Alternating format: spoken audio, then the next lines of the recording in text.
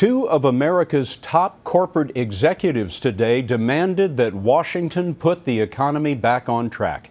In an opinion piece in the New York Times, billionaire investor Warren Buffett told Congress it must increase taxes on people earning more than $1 million. My friends and I have been coddled long enough by a billionaire-friendly Congress. It's time for our government to get serious about shared sacrifice. The chairman of Starbucks took his concerns a step further. He called for a boycott on campaign donations to incumbents in Washington until the president and the Congress find agreement on the deficit.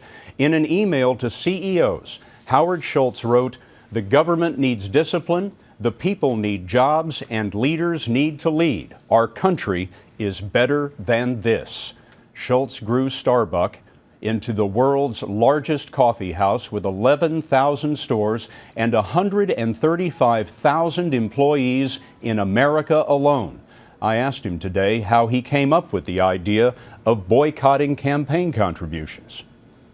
As a result of what we all witnessed with the debt ceiling crisis and the uncertainty in the markets, I just feel like watching what took place in Washington, the lens in which the leaders in Washington, D.C. were making decisions was not based on what was good for America, but in my view, what was based on their own partisan perspective, and that was, how does this affect my reelection? And when I started thinking about reelection, the lifeblood of the reelections of every one of our congressional leaders in Washington is about fundraising. And I want to cut that off until we see civility, until we have a long-term debt ceiling deal that we are proud of and restores confidence in America. And I just feel very strongly that this is a time when we no longer should accept the status quo and the mediocrity that we're getting. We are better than this, and our leaders in Washington need to go back to work.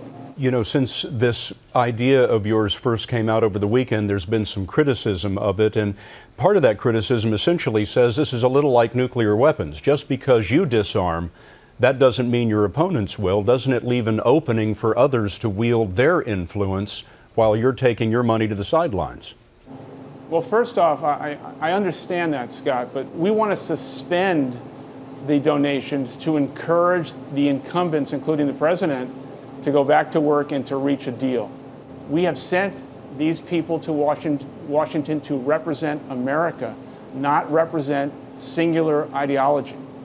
This is the first day of this. I wonder, have any other corporate CEOs pledged to join you?